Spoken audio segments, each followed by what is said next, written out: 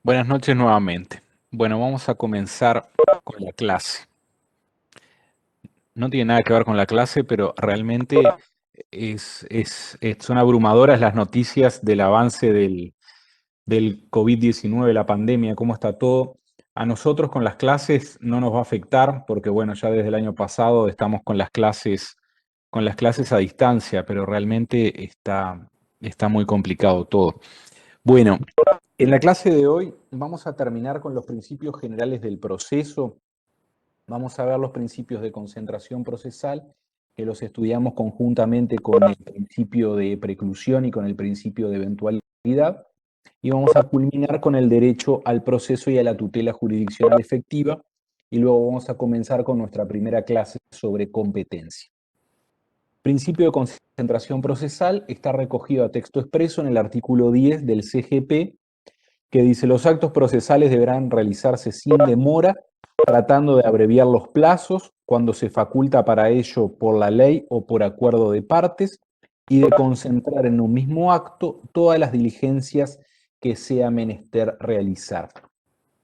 ¿Se acuerdan que les decíamos en clases anteriores que el Código General del Proceso se caracteriza por la consagración expresa de determinados principios que no estaban recogidos en el viejo Código de Procedimiento Civil? Uno de ellos es el principio de concentración.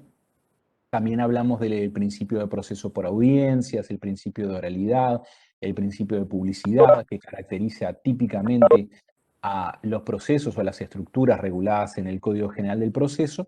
El principio de concentración también es otro principio característico y típico de nuestro Código General del Proceso. Trata o busca el principio de concentración de tratar de que se realice la mayor cantidad de actividad procesal en el menor número posible de actos procesales. ¿Sí? Mayor cantidad de actividad procesal en el menor número posible de actos procesales. Vemos ejemplos claros de esto en el Código General del Proceso en determinados artículos y vamos a ver por qué se relaciona tanto el principio de concentración con los principios de preclusión y de eventualidad. Un ejemplo típico, claro, de manual en el cual se concentra gran cantidad de actividad procesal en un único acto procesal, que a su vez puede dividirse en otros actos procesales, pero ontológicamente es un único acto procesal, un acto procesal, es en la audiencia preliminar. Si ustedes leen el artículo 341 del Código General del Proceso, que nosotros vamos a estudiar detenida y pormenorizadamente cuando veamos la estructura del proceso ordinario, van a ver que refiere a una cantidad muy importante de actividad procesal que se realiza en ese acto procesal único y complejo que es la audiencia preliminar. Lo vamos a leer ahora como para que ustedes tengan noticia de toda la actividad que se realiza en la audiencia preliminar, aunque puede ser que no entiendan del todo cada uno de los puntos que detalla el artículo 341. No se preocupen si no los entienden todos, porque es lógico, porque requiere conocimientos que todavía no adquirimos porque no llegamos a esas etapas del curso y que vamos a estudiar bien detalladamente cuando estudiemos audiencia preliminar. Pero el artículo 341 del CGP dispone: contenido de la audiencia preliminar. En la audiencia preliminar se cumplirán las siguientes actividades. 1. Ratificación de la demanda y de la contestación y, en su caso, de la reconvención y de la contestación a la misma, así como de la contestación a las excepciones previas, pudiéndose aclarar sus extremos y resultar en oscuros o imprecisos a juicio del tribunal o de las partes. 2. Alegación de hechos nuevos conforme a lo dispuesto en el artículo 121.2 y proposición de nuevos medios de prueba que, a juicio del tribunal, refieran a hechos nuevos o a hechos mencionados por la contraparte al contestar la demanda o la reconvención o a rectificaciones hechas en la propia audiencia. Con posterioridad a este momento, no podrán alegarse hechos nuevos anteriores a la audiencia preliminar. 3. Tentativa de conciliación que deberá realizar el tribunal respecto de todos o algunos de los puntos controvertidos. 4. Recepción de la prueba sobre las excepciones en la situación extraordinaria de entender el tribunal que exista algún hecho a probar, en cuyo caso se recibirán exclusivamente las pruebas solicitadas en el escrito en que se hubieran opuesto o contestado las excepciones y las que el tribunal ordenare de oficio. 5. Dictado de sentencia interlocutoria con el fin de sanear el proceso para resolver los problemas planteados por las excepciones procesales propuestas o las nulidades denunciadas o las que el tribunal hubiera advertido y decidir, a petición de parte o de oficio, todas las cuestiones que obstaren a la decisión de mérito, incluyendo la improponibilidad de la demanda y la legitimación en la causa, cuando ésta sea definible al comienzo del litigio. El tribunal podrá prorrogar la audiencia a los efectos de lo dispuesto en el numeral 4, pero en la siguiente oportunidad deberá recibirse la totalidad de la prueba y pronunciarse la sentencia interlocutoria. La audiencia podrá prorrogarse por un plazo no mayor de 10 días para la formulación de los fundamentos de la sentencia. También se podrá prorrogar la audiencia por plazo no mayor de 15 días para pronunciar sentencia con sus fundamentos. 6. Fijación del objeto del proceso y de la prueba. Pronunciamiento sobre los medios de prueba solicitados por las partes, rechazando los que fueren inadmisibles, manifiestamente innecesarios, manifiestamente inconducentes y manifiestamente impertinentes, numeral 6 del artículo 24, disponiéndose la ordenación y diligenciamiento de los que correspondan. Declaración del allanamiento parcial, si lo hubiere, inciso tercero del artículo 134, recepción de los que fuere posible diligenciar en la propia audiencia y fijación de la audiencia complementaria para el diligenciamiento de los restantes de conformidad con lo establecido en el artículo 101. Acordan, muchachos, recuerden los micrófonos, siléncielos por favor. Ahí dice, hablando Mayra. Mayra, por favor, le pedimos que silencie el micrófono. Acordándose lo necesario para que en ocasión de esa audiencia complementaria se diligencien totalmente las pruebas que no se hubieran recibido en la audiencia preliminar. Artículo 343.1. Les reitero, si no entendieron todo, no se preocupen porque audiencia preliminar si la memoria no me falla, lo vamos a estudiar en 2 clases, ¿sí? Así que vean lo importante y lo complejo que es la audiencia preliminar, lo vamos a estudiar en 2 clases. Pero esto es la lectura que les hice, es para que ustedes vean qué ejemplo claro de aplicación del principio de concentración, que es la audiencia preliminar. En un encuentro que puede diferirse en otra sesión más, vean cuando tiene que prorrogarse la emisión de los fundamentos de la sentencia interlocutoria, vean que en un acto procesal único, que a su vez se divide en otros, porque cada uno de ellos marca la realización de otros actos procesales, pero es un acto procesal complejo como una unidad y vean toda la actividad procesal que se realiza en ese encuentro de los sujetos del proceso, actor demandado con sus abogados patrocinantes y tribunal, ¿sí? Es un ejemplo claro. ¿Y cómo se relaciona con el principio de preclusión? ¿Qué es el principio de preclusión?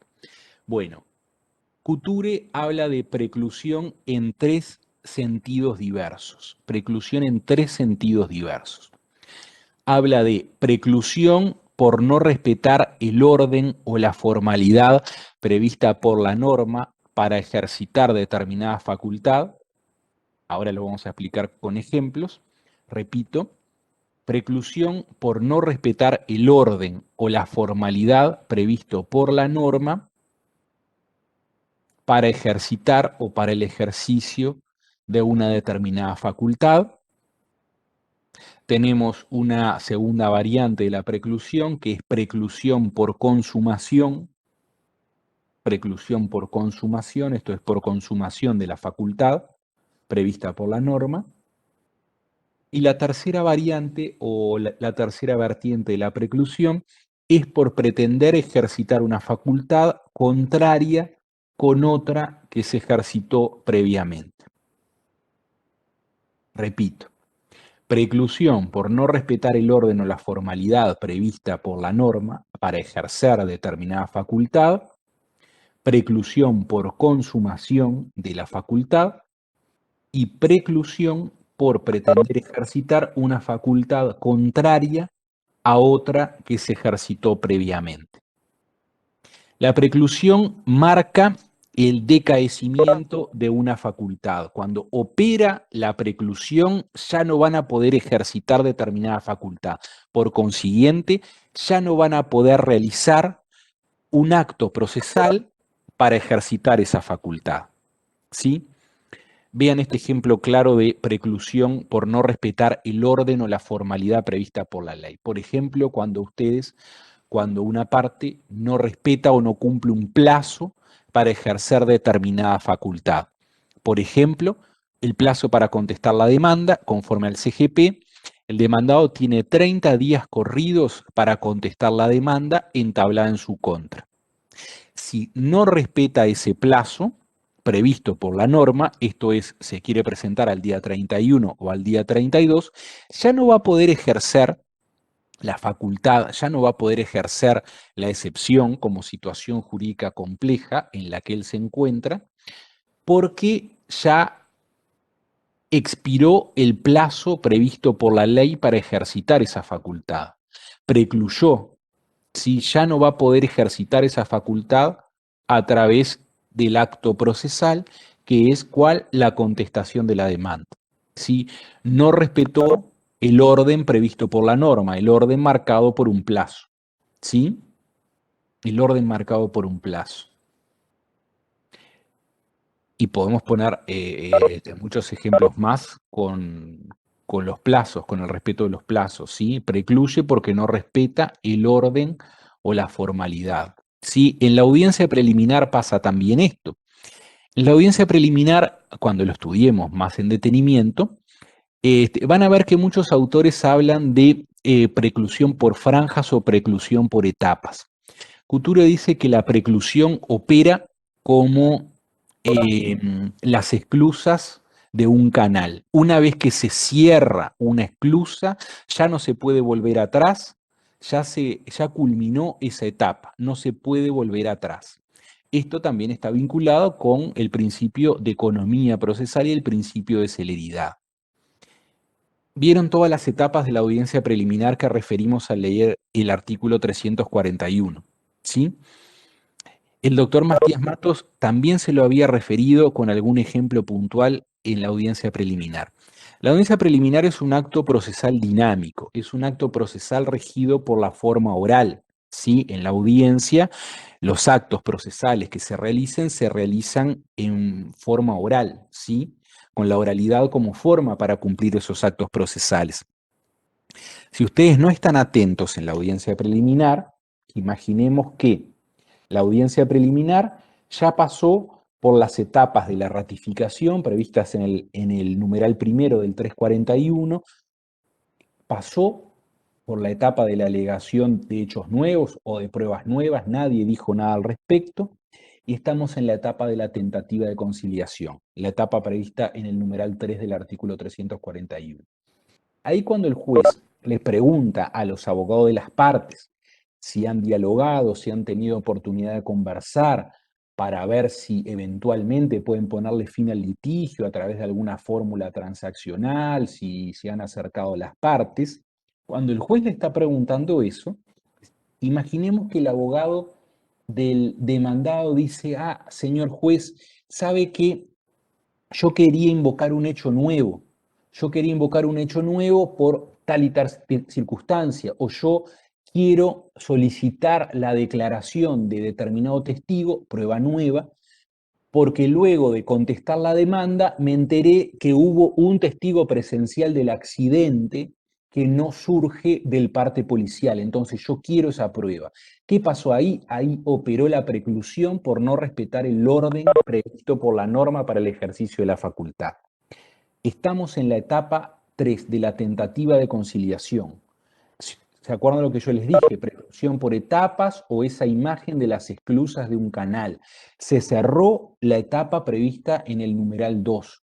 Ya se está, en ese ejemplo que les pongo, en la etapa del numeral 3, tentativa de conciliación previa. El tribunal les está preguntando a los abogados si pudieron dialogar para ver si llegan, si arriban a un acuerdo. Ahí no se puede volver atrás, ya operó la preclusión por no respetar el orden previsto por la norma para el ejercicio de la facultad. Por eso, ustedes, cuando ejerzan como abogados, o cuando sean jueces, van a tener que estar muy atentos por esto, ¿sí? Muy atentos con esto. Si son abogados, van a tener que estar atentos porque no van a poder ejercitar esa facultad porque ya precluyó. Si lo intentan y si el juez no lo releva de oficio, que tiene el poder deber de relevarlo de oficio, seguramente el abogado de la contraparte lo va a hacer notar. Va a decir, señor juez, ya la facultad precluyó, ya pasamos de esa etapa prevista en el artículo 341, numeral 2, no podemos volver atrás. ¿Sí? Por eso tienen que estar muy atentos, no se puede volver atrás, ¿sí? Ya perjudicaron el ejercicio de la facultad porque no respetaron el orden previsto por el código para ejercitar esa facultad, para ejercer esa facultad, ¿sí? Lo mismo con las otras etapas y podemos poner una infinidad de ejemplos, pero no vamos a detenernos demasiado en eso, ¿sí? Eso es preclusión por no respetar el orden o la formalidad previsto por la norma para ejercitar una facultad. Luego tenemos la preclusión por consumación de la facultad. Preclusión por consumación de la facultad. ¿Qué quiere decir esto? Quiere decir que se entiende, así está organizado en nuestro ordenamiento jurídico, que una vez que se ejercita una facultad, se entiende que ese ejercicio fue pleno y completo. Luego no va a poder complementarse el ejercicio de esa facultad. Imaginemos este ejemplo. También, estructura de proceso ordinario, el demandado tiene 30 días corridos desde que es emplazado para contestar la demanda. Imaginemos que en el día 20 el demandado, su abogado, ya considera que está bien redactada la contestación de la demanda y entonces la presenta. Día 20, ¿sí? Recuerden, día 20 todavía le quedaban 10 días corridos como para presentar ese escrito de contestación de la demanda. Entonces, al presentar ese escrito de contestación de la demanda en el día 20, ahí ejercita plenamente su facultad, ejercita plenamente la excepción como situación jurídica en la cual lo coloca la norma al demandado. Entonces, una vez que se ejercita, se consume esa facultad, no puede complementarse, no puede mejorarse. Entonces, el demandado no puede comparecer en el día 23, imaginemos, diciendo, bueno, yo contesté la demanda en el día 20, entonces me quedan 10 días todavía para que venza ese plazo de 30 días para contestar la demanda.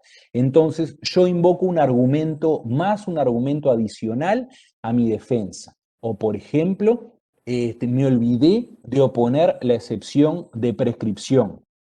Eso no lo puede hacer. ¿Por qué? Porque operó la preclusión por consumación. No se puede mejorar. ¿Sí? No se puede mejorar. ¿Saben cuándo se ve esto también? Y hay bastantes sentencias en este sentido.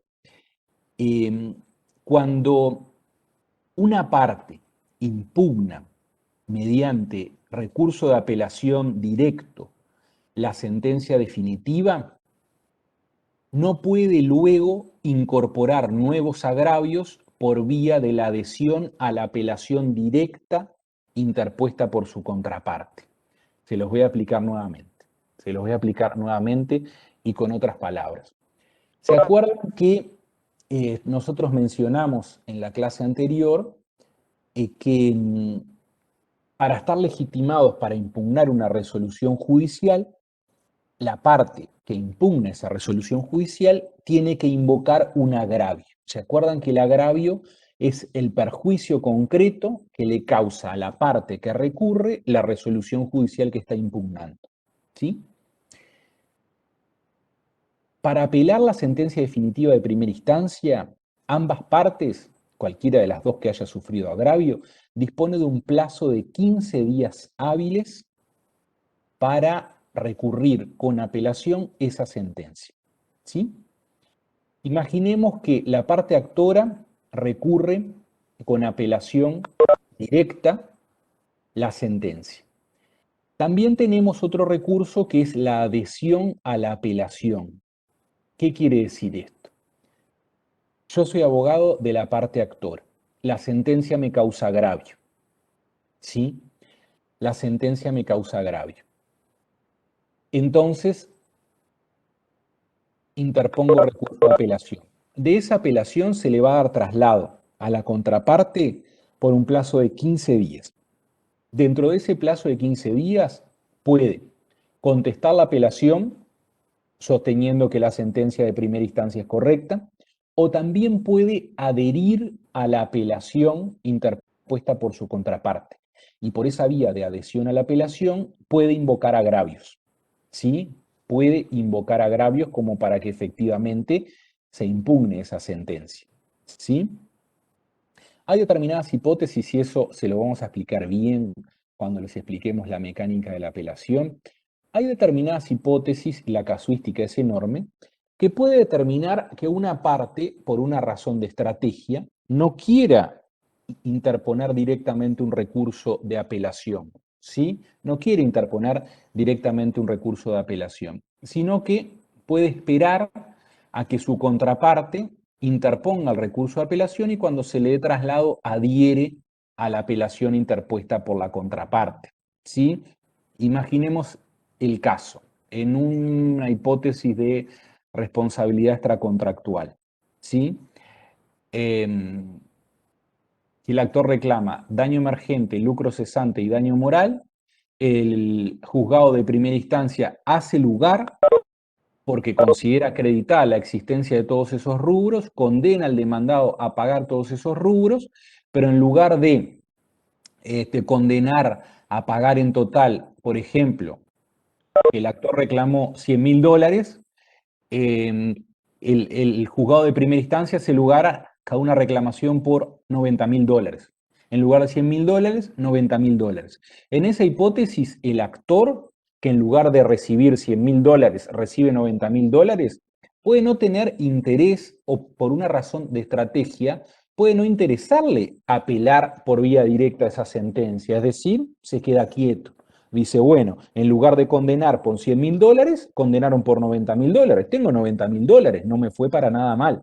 No apelo en vía directa, sino que aguarda a la apelación del demandado. El demandado es quien sufrió más perjuicio porque fue condenado a pagar $90.000. El demandado dijo que no tenía responsabilidad ninguna, o sea, que no tenía que pagar ni un peso. Entonces, ahí en esa hipótesis, el demandado va a interponer recurso de apelación directa, ¿sí? Cuando se le da traslado al actor de esa apelación interpuesta por su contraparte, ese mismo actor que pudo no tener interés en apelar directamente la sentencia, porque en lugar de 100 recibió 90, dice, bueno, adhiero a la apelación interpuesta por el demandado. La sentencia de primera instancia me causa agravio por tal y tal circunstancia. Ponderó mal la prueba relativa al monto de los daños. Entonces, adhiero al recurso de apelación, expreso agravios y quiero que se revoque la sentencia de primera instancia porque condenó al demandado a que me pague $90.000 cuando en realidad corresponde que se me pague $100.000. ¿Sí? Así opera la adhesión a la apelación. La preclusión por consumación, que yo les decía que se ve en estas hipótesis de apelación y de adhesión a la apelación, significa que cuando una parte apela por vía directa, ¿sí? Si la contraparte también apela por vía directa, esa parte que apeló por vía directa luego no va a poder expresar agravios nuevos al evacuar el traslado de la apelación directa interpuesta por su contraparte. ¿Sí? ¿Por qué? Porque su facultad impugnativa ya precluyó. ¿Sí? Ya precluyó su facultad impugnativa, porque la ejercitó por vía directa. Luego no va a poder complementar o mejorar esa facultad impugnativa expresando por vía de adhesión a la apelación un agravio que al apelar en vía directa no invocó, no esgrimió.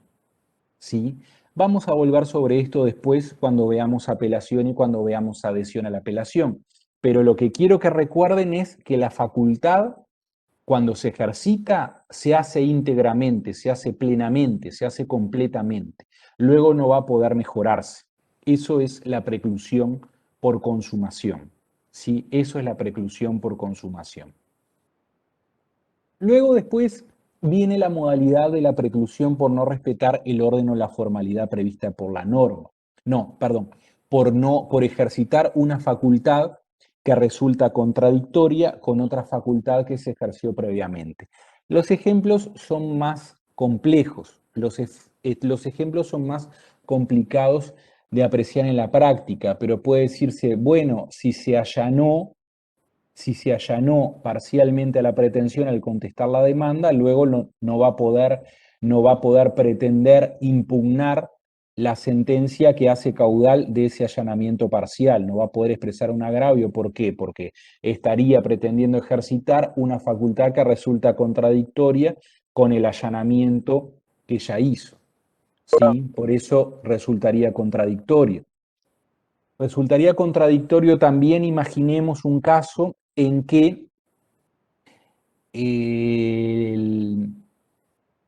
una de las partes en el proceso, en sus actos de proposición inicial, ¿sí? Sea demanda, sea contestación de la demanda, como fundamento normativo, pide que se aplique determinada norma jurídica, pide que se aplique determinada norma legal, que es en la que se subsume el hecho en que funda su pretensión o en que funda su defensa o excepción.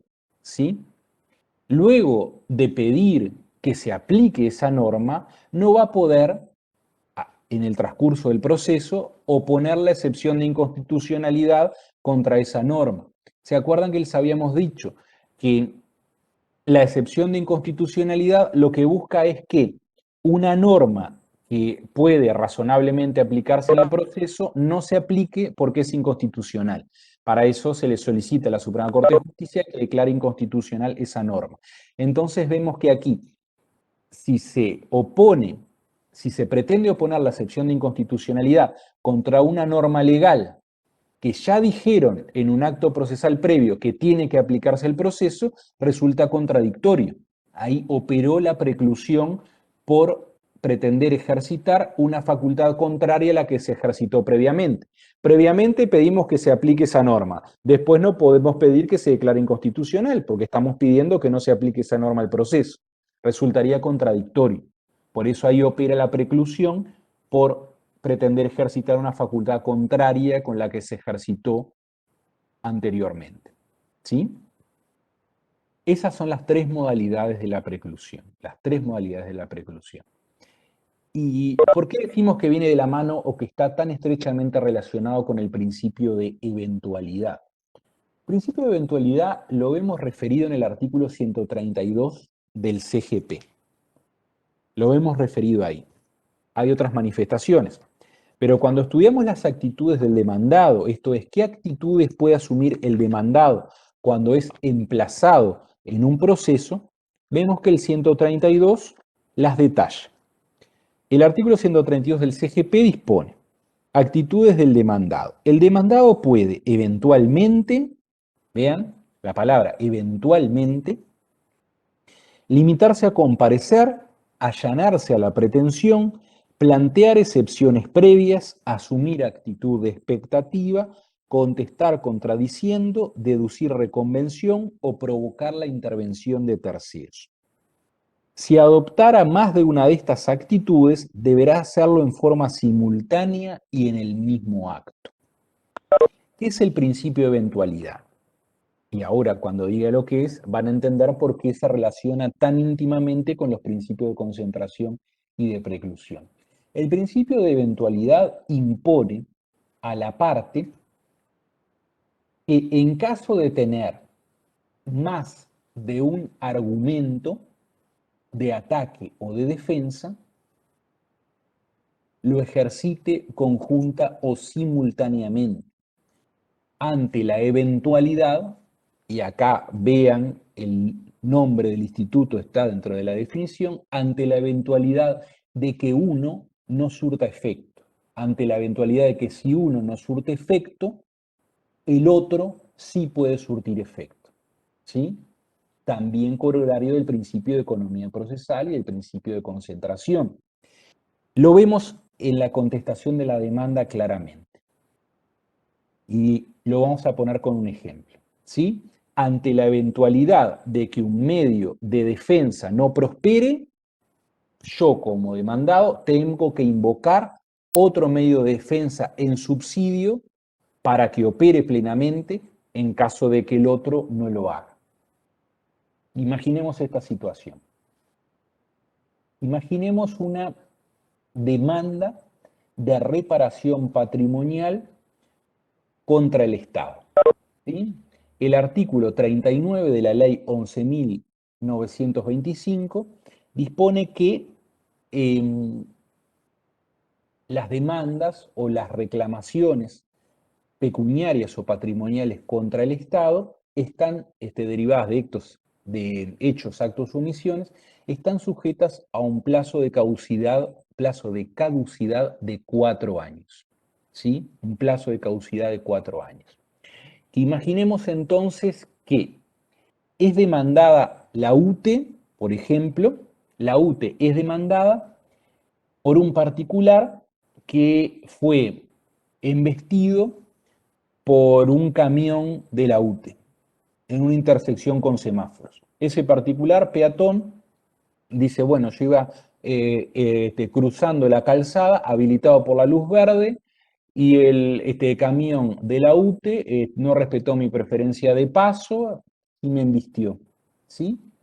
Pero imaginemos que la demanda la presenta a los 4 años y 2 días de que se produjo el accidente. Conforme a esa norma que yo les dije, artículo 39 de la ley 11.925, ese particular, para reclamar la indemnización por el daño causado por ese hecho de la administración, dispone de 4 años. De lo contrario, si no respeta ese plazo de 4 años, caducó su derecho, perdió el derecho. ¿Sí? Entonces la UTE, emplazada a contestar esa demanda, ¿qué va a hacer? Va a oponer la excepción de caducidad. La UTE opone la excepción de caducidad. Dice, el derecho del actor a reclamar por el daño causado a raíz de este siniestro de tránsito caducó, porque la demanda se presentó a los 4 años y 2 días del día en que ocurrió el accidente. Ahí tenemos la defensa principal. Ataca directamente el derecho. Ataca directamente el derecho invocado por el actor. Pero ¿qué tiene que hacer una buena defensa de esta administración estatal demandada? Ante la eventualidad de que ese medio de defensa no prospere, que es la excepción de caducidad, tiene que ejercitar, tiene que invocar, tiene que utilizar otro medio de defensa para que opere en subsidio. ¿Y cuál es? Contestar contradiciendo el fondo del asunto. Ahí la UTE tendría que decir, opera la excepción de caducidad. Transcurrieron 4 años y 2 días desde que ocurrió el accidente, entre que ocurrió el accidente y se presentó la demanda. Pero para la eventualidad de que esa defensa de caducidad no prospere, contesto contradiciendo. No es cierto lo que dijo el actor. Quien cruzó habilitado por la luz verde fue el conductor, fue el chofer del camión de la UTE. Y para eso ofrecemos la declaración testimonial de fulano, sultana y perengano. ¿Sí? Vean cómo opera, cómo trabaja el principio de eventualidad. ¿Sí? Tienen que utilizarse todos los medios de ataque o de defensa de que se dispongan en una misma oportunidad, para que ante la eventualidad de que uno de ellos no prospere, el otro sí puede prosperar. ¿Sí? Sería una muy mala defensa y una muy mala estrategia que la parte demandada solamente utilizara uno de esos dos medios de defensa de que dispone. Sería una mala defensa si opusiera la excepción de caducidad. ¿Por qué? Si solamente opone la excepción de caducidad y no prospera esa excepción de caducidad, no controvirtió el fondo de la pretensión, no controvirtió el fondo del asunto. Entonces va a quedar desprovisto de defensa. Una buena estrategia, y como el 132 lo dice, puede asumir más de una de estas actitudes, pero lo tiene que hacer en el mismo acto. Y eso se hace por la eventualidad de que si uno no prospera, el otro opere en forma subsidiaria. En el caso este, en el ejemplo este que yo les mencionaba, si no prospera, ante la eventualidad de que no prospere la defensa de caducidad, se contesta controvirtiendo sobre el fondo del asunto. Eso es el principio de eventualidad. ¿Sí? Ese es el principio de eventualidad. También se puede ver en las pretensiones que ejercite el actor. Puede plantear más de una pretensión y a veces esas pretensiones pueden ser subsidiarias una de la otra. En caso de que no prospere esta pretensión, deduzco tal o cual pretensión diferente, dependiendo de los supuestos de hecho en que se base esas pretensiones. ¿Sí? Que en el artículo 120 lo vemos esto, en el artículo 120 del CGP, cuando habla de la acumulación de pretensiones. Las pretensiones tienen que ser conexas, una puede plantearse como subsidiaria de la otra. Vemos que eso está en el 120.1, numeral 2 del Código General del Proceso. Vamos a poner ejemplos claros cuando veamos el Instituto de la Acumulación de Pretensiones, cuando estudiemos la demanda. ¿Sí?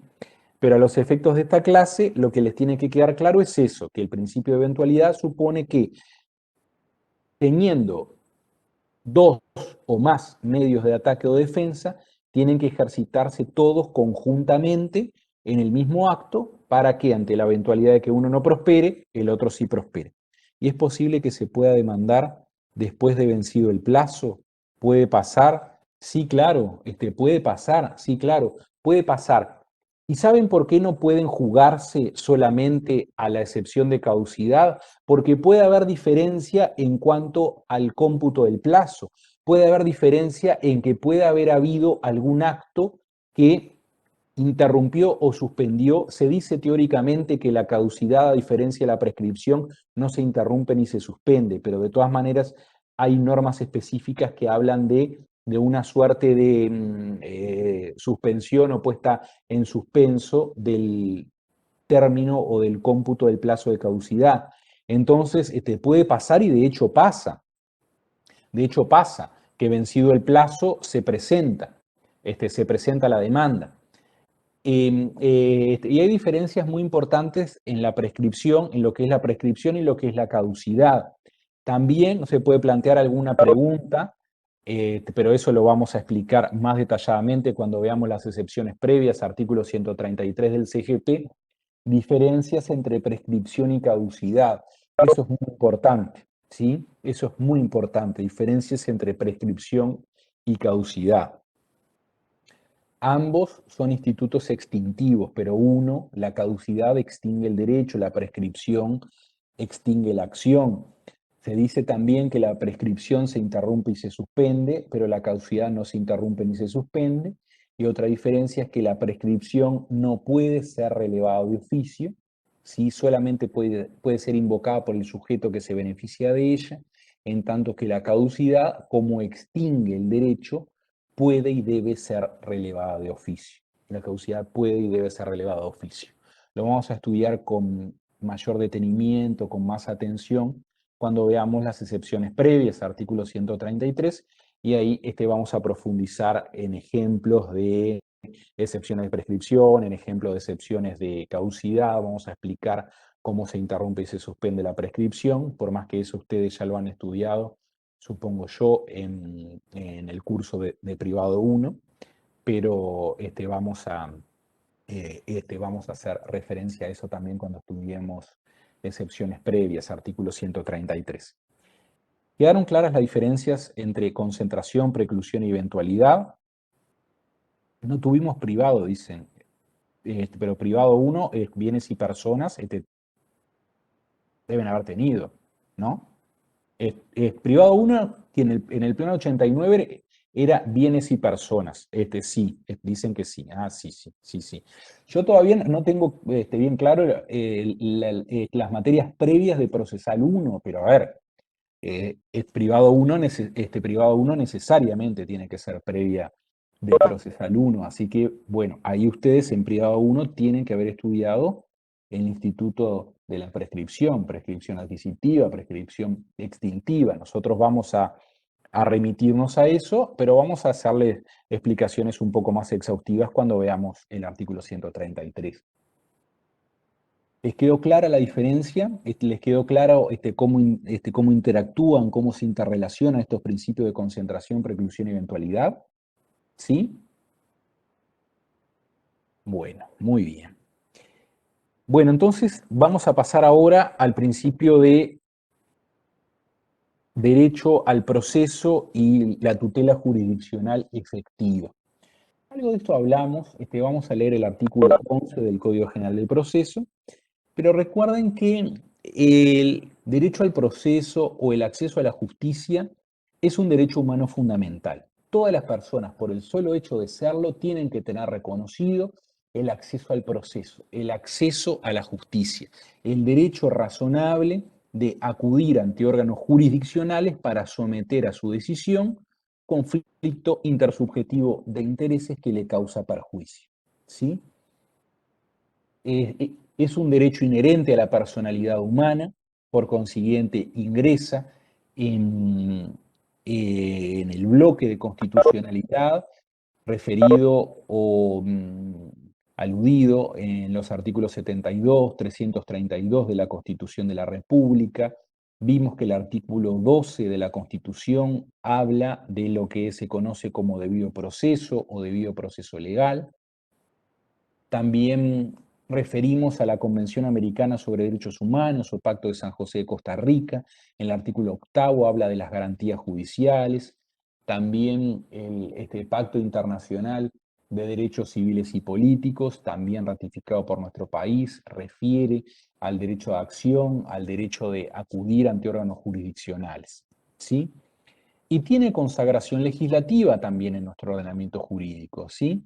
En el artículo 11 del CGP dice derecho al proceso y a la tutela jurisdiccional efectiva. Cualquier persona tiene derecho a acudir ante los tribunales a plantear un problema jurídico concreto u oponerse a la solución reclamada y a ejercer todos los actos procesales concernientes a la defensa de una u otra posición procesal, y el tribunal requerido tiene el deber de proveer sobre sus peticiones.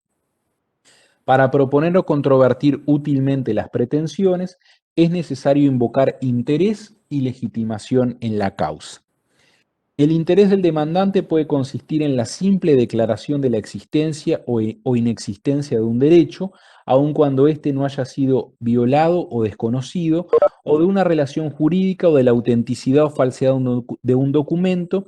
También podrá reclamarse el dictado de sentencia condicional o de futuro. Acá en el 11.3 vemos, que eso lo vamos a ver cuando estudiemos resoluciones judiciales, lo que es la sentencia condicional o de futuro. También podemos decir que consagra o refiere al proceso contencioso y al proceso voluntario.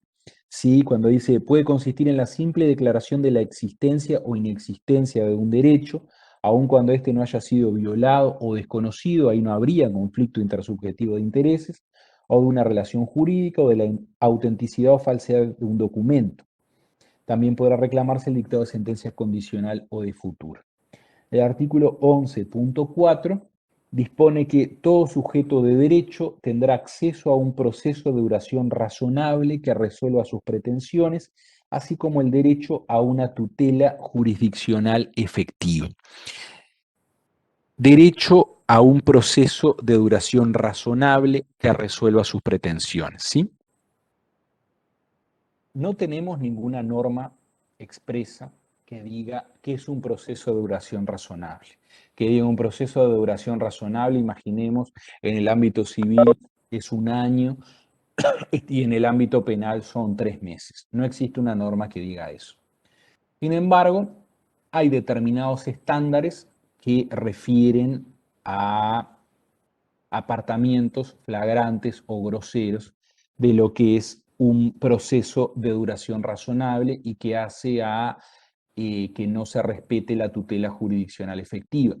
Recuerden que, como les señalamos en clases anteriores, Couture, cuando hablaba del tiempo en el proceso, decía que el tiempo en el proceso, más que oro, es justicia. Una solución tardía encubre una injusticia, ¿sí? Todos los tribunales del país, de cualquier jerarquía de que se trate, tienen que velar porque el proceso tenga una duración razonable. Tienen que velar porque el proceso tenga una duración razonable. En el artículo 26 del Código del CGP, cuando se habla de la responsabilidad del tribunal, dice que es responsable por demoras injustificadas en proveer. 26 del CGP, responsabilidad del tribunal. Los magistrados serán responsables por, 1, demoras injustificadas en proveer y en señalar audiencias. Acá refiere al plazo de duración razonable que hace a la tutela jurisdiccional efectiva. Pero no solo los tribunales del país tienen que velar por este proceso de duración razonable, ¿sí? Y la tutela jurisdiccional efectiva. También la tutela jurisdiccional efectiva, a través de un proceso de duración razonable, es controlado por órganos de jerarquía internacional. No digamos supranacional, sino de jerarquía internacional. Por ejemplo, en el Sistema Interamericano de Protección de los Derechos Humanos hay pronunciamientos, dictámenes de la Comisión Interamericana de Derechos Humanos y hay muchas sentencias de la Corte Interamericana de Derechos Humanos que refieren a violaciones de los estados parte de la OEA, de la Organización de Estados Americanos, los estados que han suscrito el Pacto de San José de Costa Rica o Convención Americana sobre Derechos Humanos, por no respetar el plazo de duración razonable, porque eso entraña una denegación de justicia. Desgraciadamente, nuestro país, Uruguay, ha sido objeto de condena por parte de la Corte Interamericana de Derechos Humanos por violentar esta garantía del plazo de duración razonable. Tenemos el caso de los hermanos Pairano versus Uruguay, ¿sí? Con un prolongadísimo presumario, un prolongadísimo juicio penal, sin contar con una sentencia definitiva, sea absolutoria o sea de condena. ¿Sí? En esa ocasión, Eh, si lo buscan en internet, en cualquier buscador, hermanos Peirano o Jorge Dante y José Peirano Basso contra Uruguay, ahí van a ver la sentencia de la Corte Interamericana y en qué términos contundentes se pronunció contra el Estado uruguayo por no respetar ese plazo de duración razonable, que como les decía, depende de muchos factores, depende de la complejidad del asunto, pero nunca puede decirse que es razonable un juicio penal de 10 años o un presumario que dure 10 años. El presumario, como les decía, en la estructura del viejo CPP era la etapa de investigación, la etapa investigativa. Luego seguían otras etapas más, ¿sí? Otras etapas más. Sumario, ampliación sumarial, plenario, seguían otras etapas más, ¿sí? Eh, también, también hay una petición ante la Comisión Interamericana de Derechos Humanos formulada por un grupo de mujeres, 28 mujeres, expresas políticas durante la última dictadura que sufrió nuestro país, que en octubre del año 2011 presentaron una denuncia por graves violaciones a sus derechos humanos, acusaron de abusos sexuales de diversa índole a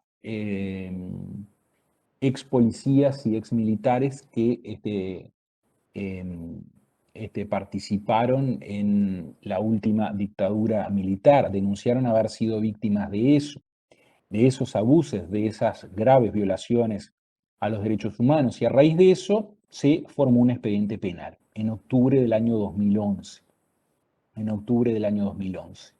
Bueno, y las reclamantes, las denunciantes, formularon una petición ante la Comisión Interamericana de Derechos Humanos invocando, entre otras violaciones del Estado uruguayo, la violación a ese deber que rige para todos los estados de contar con un proceso de duración razonable que satisfaga las pretensiones de las partes. En este caso se trataba de un proceso penal. Muy brevemente, porque esto lo van a estudiar seguramente cuando estudien Derecho Internacional Público, cuando estudien Derechos Humanos, los particulares no litigan ante la Corte Interamericana de Derechos Humanos. Los particulares no tienen legitimación para acudir directamente ante la Corte Interamericana de Derechos Humanos a plantear un caso, a denunciar violaciones a derechos humanos cometidas por los estados, sino que el acceso a ese sistema interamericano de protección de los derechos humanos se materializa a través de peticiones ante la Comisión Interamericana de Derechos Humanos, ¿sí? Los particulares presentan esa petición, exponen el caso y la Comisión Interamericana de Derechos Humanos, luego de realizar todo un procedimiento, evalúa si es atendible, si tiene asidero esa petición. Si lo tiene, la Comisión Interamericana de Derechos Humanos plantea el caso ante la Corte Interamericana de Derechos Humanos en lo que es un verdadero juicio, ¿sí? Es un verdadero juicio contra un Estado, ¿sí? En el caso estas víctimas, o para ser jurídicamente más exactos, presuntas víctimas, formularon esta petición ante la Comisión Interamericana de Derechos Humanos, ¿sí? Formularon esa petición ante la Comisión Interamericana. Y el jueves de la semana pasada, en el periodo de sesiones ordinarias de la Comisión Interamericana de Derechos Humanos, se celebró una audiencia en la cual participó la Comisión Interamericana de Derechos Humanos a través de varias de sus integrantes, participaron algunas de las víctimas, o presuntas víctimas, algunas de las denunciantes, a través de las organizaciones sociales que las patrocinaron. Participó también la Fiscalía General de la Nación, participó también la Suprema Corte de Justicia en representación del Poder Judicial y participó también nuestra Cancillería, el Ministerio de Relaciones Exteriores, que es el nexo a través del cual nuestro Estado interacciona con las con las organizaciones internacionales, en este caso con la Comisión Interamericana de Derechos Humanos. Y bueno, ahí en esa audiencia, el Estado dio cuenta del avance de las investigaciones o de las razones por las cuales aún no se había llegado a la solución del tema, a la solución del asunto. Particularmente me tocó a mí representar a la Suprema Corte de Justicia, al Poder Judicial.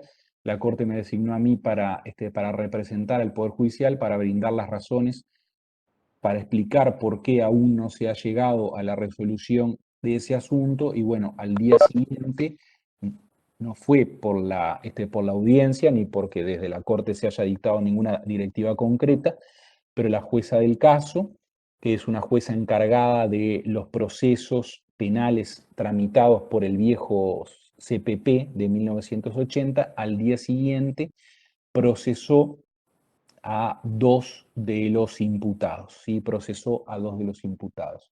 Pero, claro, bueno, yo en esa oportunidad dije que no se puede tapar el sol con un dedo. Podemos buscar explicaciones, pero de ningún modo puede decirse que por lo complejo que es el caso, que efectivamente es sumamente complejo por diversas circunstancias que no viene al caso comentar acá, pero que un presumario dure 10 años sin ninguna imputación concreta o sin ningún procesamiento concreto es muy difícil de sostener, ¿sí? Eso es muy difícil de sostener. Entonces, bueno, el Estado uruguayo está expuesto por esta situación a efectivamente ser demandado ante la Corte Interamericana de Derechos Humanos. Bueno, eso con relación al plazo de duración razonable y la tutela jurisdiccional efectiva, ¿sí? Porque con el nuevo Código del Proceso Penal, los procesos penales son mucho más céleres, son mucho más rápidos. Tenemos institutos que lo abrevian bastante, que acortan sus plazos bastante, que eso lo van a estudiar ustedes en el curso de Procesal 2, pero el trámite, el procedimiento, la tramitación del viejo CPP era bastante más lento que la del nuevo CPP, el Código del Proceso Penal 2017. ¿Sí? La Comisión Interamericana, sí, exacto, la Comisión Interamericana los representa a los denunciantes ante la Corte Interamericana, efectivamente. Después ustedes, el sistema de protección de los derechos humanos o de promoción de los derechos humanos lo van a ver, ya les digo, puntualmente cuando estudien internacional público y cuando estudien derechos humanos también también lo van a estudiar y van a ver las particularidades que tiene. ¿Sí? Entonces ahí eso se da cuando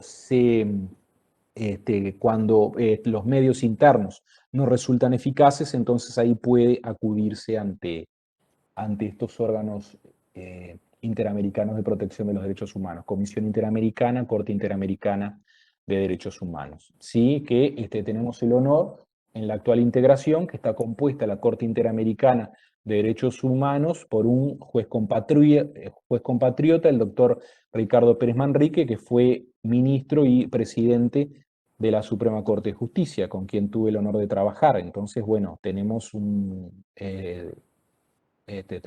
orgullo doble, porque es uruguayo y porque fue integrante del Poder Judicial. ¿Sí? Bueno, ahora, si no les quedan dudas sobre esto, si les quedan dudas me lo señalan, si no, vamos a empezar con la clase de competencia. ¿Les quedan dudas? ¿Se entendió? Bueno, el silencio quiere decir que sí. No les vamos a aplicar el principio de preclusión. O sea, si se callan ahora, después van a poder preguntarnos, ¿sí? Porque no estamos en un juicio, sino ya les habíamos aplicado el principio de preclusión. Sí, Ni profe, vamos a entendí. volver atrás. ¿Sí? ¿Se entendió? Bueno, me Sí, alegro. muchas gracias. Bueno, perfecto. Me alegro entonces. Bueno, vamos a estudiar ahora la competencia. ¿Qué es la competencia? La competencia de los tribunales se diferencia de lo que es la jurisdicción. La jurisdicción o la función jurisdiccional es aquella función confiada al Estado para administrar justicia. a través de los órganos jurisdiccionales determinados por la Constitución y por la ley. Se los voy a repetir. La jurisdicción es la función del Estado que consiste en administrar justicia a través de los órganos jurisdiccionales previstos por la Constitución y por la ley para ello. La jurisdicción, como les dije, se distingue de la competencia. La competencia es la distribución de esa jurisdicción entre diversos órganos jurisdiccionales, o es la medida de la jurisdicción, como se conoce también. Vean que el artículo 6 da una definición de jurisdicción que estrictamente no lo es. El artículo 6 de la LOT, Ley Orgánica de la Judicatura y Organización de los Tribunales, Ley 15.750, dice: es jurisdicción de los tribunales la potestad pública que tienen de juzgar y hacer ejecutar lo juzgado en una materia determinada. Si la noción de jurisdicción terminara en hacer ejecutar lo juzgado, no estaría mal. Pero cuando le añade en una materia determinada, estrictamente acá la LOT no refiere a la jurisdicción, sino que esto puede ser una buena noción de competencia, ¿sí? De competencia. Es competencia, sigue diciendo el artículo 6 de la LOT, es competencia la medida dentro de la cual la referida potestad está distribuida entre los diversos tribunales de una misma materia. La prórroga de jurisdicción está prohibida. Bueno, entonces, recapitulando, la jurisdicción es la función del Estado que consiste en administrar justicia a través de los órganos jurisdiccionales previstos en la Constitución y en las leyes. ¿Sí? En la Constitución y en las leyes. En la Constitución están referidos la Suprema Corte de Justicia, el Tribunal de lo Contencioso Administrativo, los tribunales de apelaciones, los juzgados letrados y los juzgados de paz. Ahí tenemos una organización somera de lo que es la jurisdicción en nuestro país. ¿Sí? Estos son órganos jurisdiccionales. Tribunal de lo Contencioso Administrativo, van a estudiar bien en Procesal 2, que entienden el proceso contencioso administrativo de anulación, van a ver bien esta competencia, van a ver cómo funciona el TCA, van a ver qué actos jurídicos son procesables ante el TCA, pero eso es propio del curso de Procesal 2. La Constitución también está referida la Suprema Corte de Justicia como órgano jurisdiccional. Está previsto como órgano jerarca del Poder Judicial, sistema orgánico Poder Judicial, y está previsto como órgano jurisdiccional en sentido estricto. Sus competencias están referidas con carácter general en el artículo 239 de la Constitución de la República. Y también vemos que la Constitución refiere a los tribunales de apelaciones, a los juzgados letrados y a los juzgados de paz. Las competencias de estos órganos están referidas concretamente, están consagradas concretamente en leyes, ¿sí? En las leyes. Bueno, la competencia se divide atendiendo a 4 criterios fundamentales. 233 y siguientes de la Constitución. Perfecto, está bien. 233 y siguientes de la Constitución, la organización del Poder Judicial. La organización del Poder Judicial. Bueno, entonces les refería a que la competencia se divide atendiendo a 4 criterios fundamentales. Atendiendo a 4 criterios fundamentales. Criterio territorial o de territorio, criterio material, criterio cuantitativo y criterio funcional o de grado. Criterio temporal,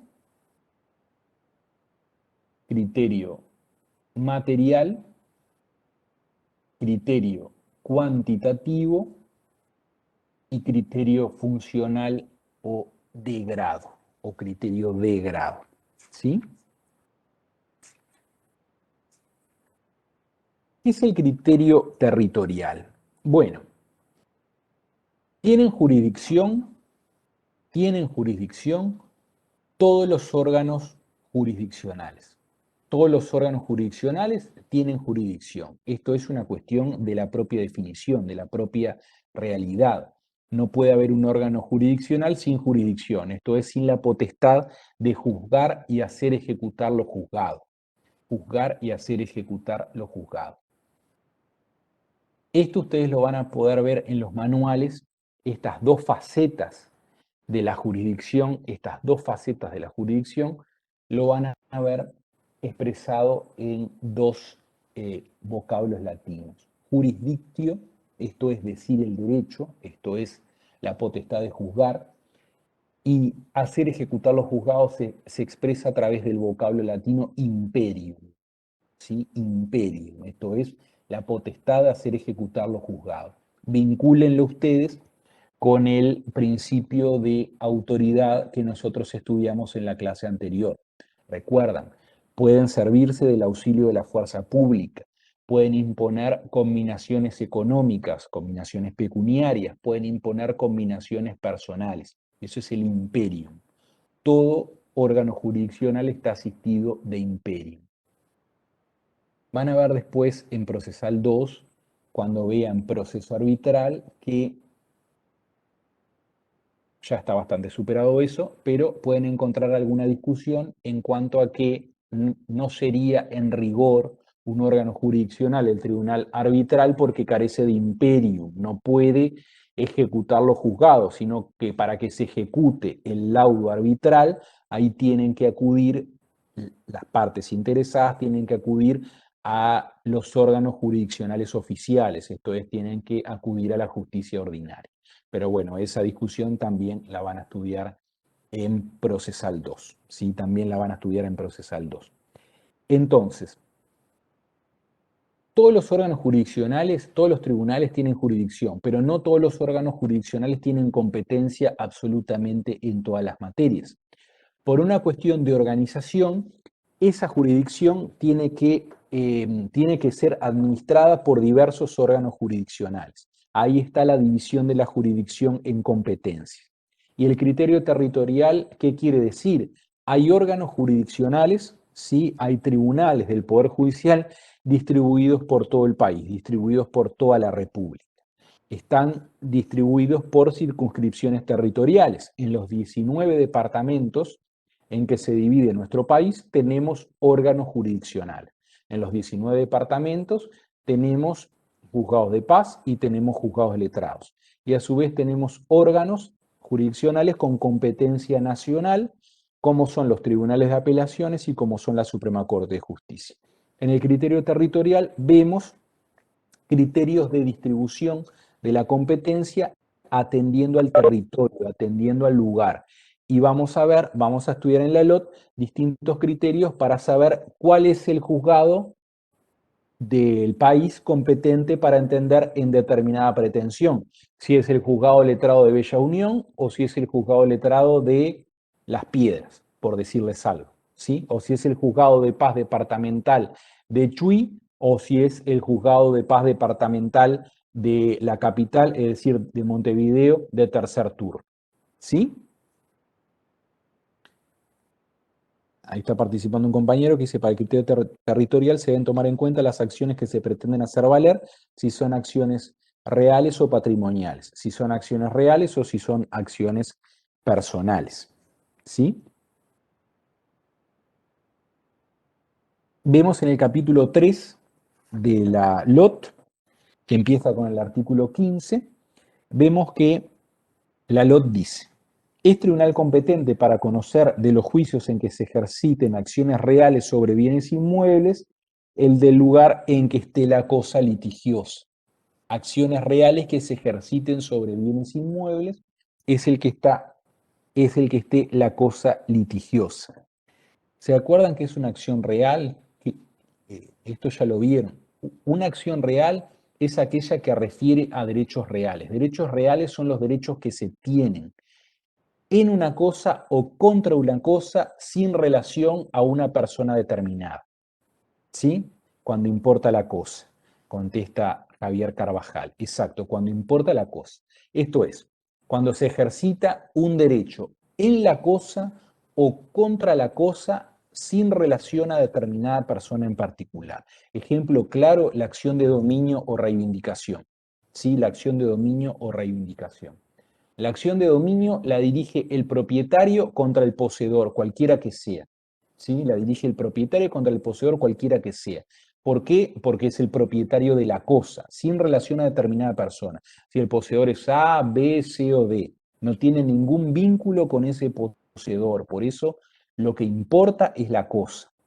Y por eso, conforme a este artículo 15, inciso primero de la LOT, imaginemos que yo soy propietario de un bien inmueble situado en Minas.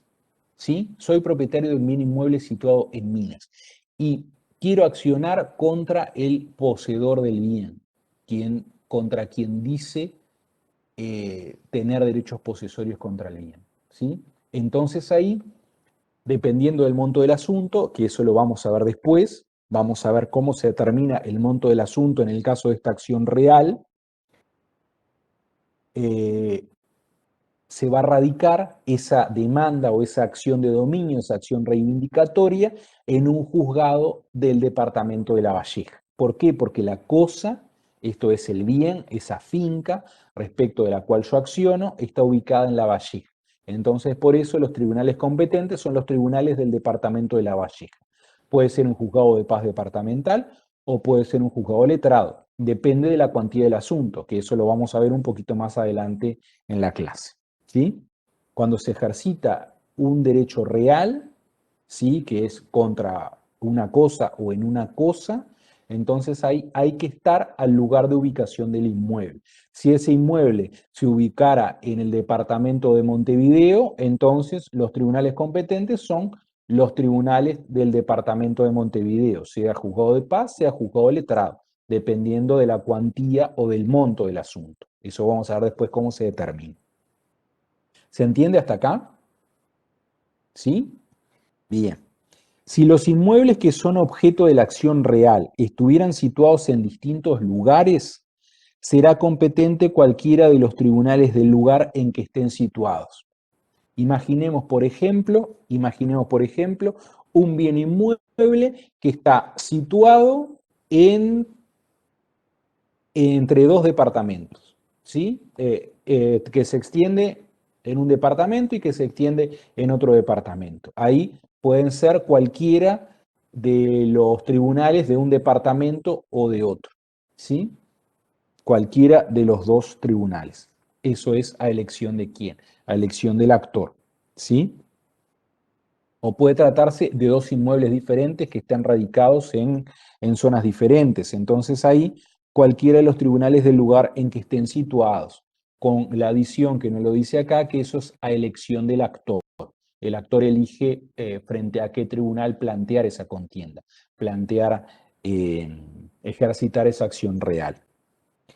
El artículo 16 dice, si una misma acción real tuviere por objeto reclamar bienes muebles e inmuebles, será tribunal competente el del lugar en que estén situados los inmuebles. ¿Sí? Imaginemos que refiere a la reivindicación de un inmueble y de semovientes, de ganado. Entonces ahí hay que estar a donde esté radicado el inmueble. Siempre quien marca el fuero de atracción son los inmuebles. ¿Sí? Donde está situado el inmueble, ahí entonces es el juzgado competente. Ahí es el juzgado competente. Artículo 17. De los juicios en que se ejerciten acciones reales sobre bienes muebles o semovientes, conocerá el del lugar en que se hallen o el del domicilio del demandado a elección del demandante. ¿Sí? Vean que con los semovientes, perdón, porque yo les dije muebles en términos generales, los semovientes, que es una situación particular, que son los animales, es en el lugar en que se hallen estos, o del domicilio del demandado a elección del demandante. Ejemplo de bienes muebles que pueden aplicarse en el artículo anterior, en el 16, por ejemplo, un automotor, un automóvil, un tractor, determinada maquinaria, son bienes muebles. Los emovientes y las acciones reales refieren puntualmente en el artículo 17. El 18 dice, si la acción real entablada tuviere por objeto derechos o acciones que se reputan muebles o inmuebles por los artículos 474 y 475 del Código Civil, se estará lo dispuesto en los artículos precedentes respecto de cada una de esas clases de bienes. El artículo 19 expresa, de los juicios en que se ejerciten acciones reales y personales, conocerá a elección del demandante el tribunal en que esté la cosa o el que corresponda según el artículo 21, que es el que refiere a las acciones personales, esto es, las que se tienen contra una persona determinada. Si las cosas inmuebles sobre las cuales recae la acción real son varias y situadas en diversos lugares, se aplicará el artículo 15 en el caso de optar el demandante por seguir el fuero de la situación de las cosas. El artículo 20 dice, si los derechos producen acciones alternativas, reales o personales, se aplicarán las reglas de los precedentes artículos. Será competente el juzgado que corresponda a unas o a otras a elección del demandante. El artículo 21, que habla de las acciones personales, hasta ahora estábamos hablando de acciones reales referidas a bienes muebles o inmuebles, pero ahora en el 21 vemos puntualmente lo que son las acciones personales, son aquellas que se tienen contra una persona determinada. Acción real, por ejemplo, acción personal, por ejemplo, es la derivada de un accidente de tránsito, la relativa a las situaciones derivadas del incumplimiento de un contrato. Yo voy a demandar a una persona determinada. ¿Cuál es esa persona determinada? La que me causó el daño en esa hipótesis de responsabilidad extracontractual o aquiliana. Esa acción personal, en el caso del incumplimiento del contrato, ¿yo contra quién la entablo? Contra una persona puntual, concreta y determinada, que es mi cocontratante. Una acción personal también es la derivada de las deudas alimentarias o deudas alimenticias, ¿sí? Se acciona contra determinada persona concreta, que es el deudor de alimentos, es el progenitor reconocido por la ley o el que reconoce al niño, niña o adolescente, o pueden ser también los abuelos, en determinados casos que también se va a estudiar más adelante, ¿sí? Pero se acciona contra determinada persona concreta, ¿sí? Por una relación jurídica de base, sea un daño causado por responsabilidad extracontractual, 1319 y siguiente del Código Civil, sea por derivado del incumplimiento de un contrato que vincula a las partes, sea en el caso que yo les dije, por esa relación jurídica de base que une al acreedor con el deudor de alimentos, ¿sí? Todas esas son acciones personales. No se entablan contra una cosa, contra un bien concreto, sino contra una persona determinada y concreta que está dada por esa relación jurídica base que une al actor con el demandado, al deudor con el acreedor. ¿Sí? El artículo 21 reza, de los juicios en que se ejerciten acciones personales, conocerá el tribunal del lugar en que deba cumplirse la obligación y a falta de designación expresa o implícita del lugar, a elección del demandante, el del domicilio del demandado o el del lugar donde nació la obligación, si hallándose en él este último, aunque sea accidentalmente, puede ser emplazado. El lugar en que debe cumplirse la obligación, ¿sí? Imaginemos en ese contrato, imaginemos un contrato comercial, un contrato de distribución, la obligación de pago por la distribución tiene que cumplirse en el departamento de Roche, ¿sí? Entonces, si lo que se reclama es el pago de ese contrato, entonces eso está previsto en el contrato, entonces como se ejercita esta acción personal cuando hay determinado un lugar de cumplimiento de la obligación que se está reclamando, el tribunal competente van a ser los tribunales del departamento de Roche. Ahí se pactó el pago, es la obligación incumplida, tenemos un lugar claro de cumplimiento del contrato, vamos a demandar ahí. Ese es el juzgado competente. ¿Sí? a falta de designación o expresa o implícita del lugar, a elección del demandante, esto es, del actor, el del domicilio del demandado o el del lugar donde nació la obligación. Pero esto solo si hallándose en él este último, el demandado, aunque sea accidentalmente, puede ser emplazado. ¿Sí? Imaginemos el, el caso del accidente de tránsito. ¿Sí? Imaginemos el caso del accidente de tránsito. La obligación de resarcir el daño no tiene un lugar de cumplimiento determinado. No tiene un lugar de cumplimiento determinado. Entonces, imaginemos que se produce un accidente en una ruta nacional. Se produce en una ruta nacional que atraviesa, por ejemplo, el departamento de Flores. ¿Sí? Atraviesa el departamento de Flores. Y entonces ahí se produce un accidente entre dos personas, que una se domicilia en Rivera y la otra se domicilia en Canelones. ¿Sí? Si el demandado se domicilia en Canelones, ahí el actor va a demandar en Canelones. Es el del domicilio del demandado. El del domicilio del demandado es el tribunal competente. Pero vean que puede darse la hipótesis o el del lugar donde nació la obligación, si hallándose en él este último, aunque sea accidentalmente, puede ser emplazado. Vemos que en el caso de la responsabilidad extracontractual no hay un lugar determinado de cumplimiento de la obligación, pero la obligación, ¿dónde nació? Donde se produjo el accidente, donde se produjo el daño, ¿sí? Que es lo que genera la responsabilidad, el hecho ilícito más el nexo causal y el daño, ¿sí? Dijimos Flores. Imaginemos que el demandado tiene un contrato de trabajo por el cual por 6 meses va a estar radicado en el departamento de Flores, ¿sí? Entonces ahí, aunque el domicilio del demandado sea Montevideo, se halla radicado accidentalmente en el lugar donde nació la obligación. Entonces ahí el actor va a poder elegir entre demandarlo en Flores, que es donde nació la obligación, se encuentra accidentalmente el demandado porque tiene un contrato de trabajo vigente por 6 meses más, está radicado ahí, aunque no sea su domicilio, porque el domicilio de él es en Montevideo, entonces ahí el actor va a poder optar entre radicar la demanda ante los tribunales competentes de Flores o radicar la demanda en el departamento de Montevideo, que es el lugar donde se domicilia el demandado. ¿Sí? ¿Se entendió esto? ¿Entendieron bien? Bueno, perfecto, perfecto. Vamos a ponerles, seguramente vamos a ponerles ejercicios de competencia. Con toda seguridad les vamos a poner ejercicios de competencia.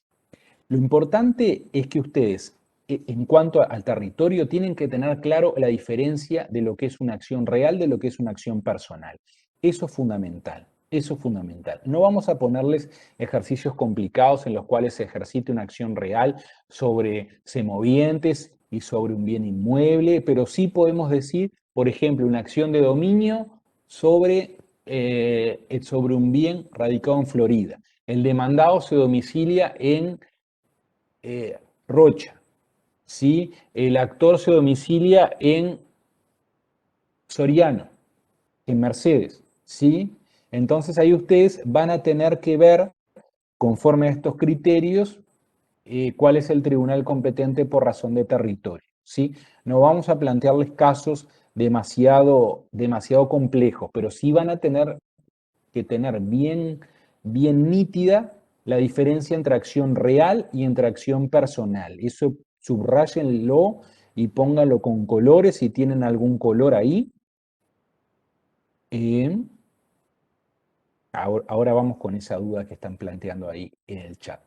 Tienen que tener clara la diferencia entre acción real y acción personal. Para eso tienen que tener en cuenta porque es lo define qué es un derecho real y qué es un derecho personal. ¿Sí? Ahí Gastón Daván pregunta, me queda una duda en referencia al artículo 12 de la LOT. el juez no decide la competencia, depende de si la otra parte solicita incompetencia o no. Bueno, esto se vincula con lo que es la prórroga de competencia. Vean que en el artículo 6 que nosotros leímos, el inciso final dice: la prórroga de jurisdicción está prohibida. En principio, la jurisdicción, o mejor dicho, la prórroga de competencia está prohibida. Si el tribunal competente conforme a las normas de distribución de competencia es el de Flores o es el de, no sé, es el PAS departamental de Salto de primer turno y no el PAS departamental de Salto de quinto turno, o si es un juzgado de paz en lugar de un juzgado letrado, eso es una norma de orden público. Las partes no tienen disposición sobre eso, los jueces tampoco. Pero la única prórroga que es admitida por nuestro ordenamiento jurídico es la prórroga de competencia de lugar a lugar. La prórroga de competencia de lugar a lugar. Si se plantea la demanda, si se entabla el juicio, se entabla el proceso ante un tribunal incompetente por razón de territorio, el tribunal no lo va a poder relevar de oficio. No lo va a poder relevar de oficio. ¿Por qué? Porque la prórroga de competencia sí se admite de lugar a lugar. Para que pueda analizarse esa incompetencia, la parte demandada va a tener que hacerla valer a través de la excepción de incompetencia por razón de lugar. ¿Sí? Para el parcial van a ir casos prácticos. Bueno, recuerden que tenemos que determinar, tenemos que definir la forma de hacer el parcial, con preguntas de desarrollo escrito o con múltiple opción. Podemos mezclar preguntas de múltiple opción o de verdadero y falso con alguna pregunta de desarrollo. Si les planteamos casos prácticos, es probable, para no matarlos mucho con el tiempo, si les planteamos casos prácticos, es muy probable que sea con múltiple opción. Es muy probable que sea con múltiple opción. Yo no sé si ustedes ya han hecho ejercicios en la facultad en EVA con múltiple opción o verdadero o falso. No crean que por ser múltiple opción o verdadero o falso es una papa. ¿Por qué? La gracia está en que nosotros se los vamos a plantear de modo que las opciones sean muy similares. De manera que para que ustedes puedan apreciar la diferencia y puedan identificar la respuesta correcta, necesariamente tienen que haber estudiado mucho y tienen que saber. ¿Sí? Así que como consejo también, si definimos que se va a hacer con verdadero o falso o múltiple opción, consejo es estudien mucho, porque si no estudian es, no sé, es como acertarle al 5 de oro. Es muy difícil que ustedes acierten todo, porque justamente la gracia está en esa, se lo vamos a plantear de modo que las opciones sean muy similares. Pueden tener suerte en acertar una, dos o tres, pero es difícil que acierten 15 respuestas simplemente haciendo tatetí, ¿sí? Eh, los semovientes son considerados bienes muebles. Sí, claro, son bienes muebles, pero son semovientes. Tienen un régimen particular. Esto también se estudia en privado 1 cuando estudian bienes. ¿Sí? Todos los semovientes son bienes muebles. No todos los muebles son semovientes. Los autos claramente no son semovientes. Semovientes son los animales, ¿sí? Que son todos bienes muebles, claramente. Pero tienen un régimen particular, un régimen jurídico diferente. ¿Sí? Les vamos a subir el Vademecum 2021. ¿Se acuerdan que les habíamos dicho a principio de año que el Vademecum era una obra, una compilación de normas, una compilación de leyes, de acordadas, sumamente útil, que hace el profesor agregado, retirado ya, doctor Rafael Biurrum, profesor de Derecho Procesal de nuestra facultad? Trabajó muchos años en la Regional Norte, también en Montevideo, que siempre tradicionalmente todos los años lo cede a los profesores del Instituto de Procesal para que con fines docentes nosotros lo circulemos entre ustedes. Ahí yo los remito a la lectura del Vademecum, lo voy a subir mañana, el Bademec 2021, ahí van a tener un compendio sistematizado de normas y de todos estos criterios de distribución de competencias que nosotros vamos a estudiar acá.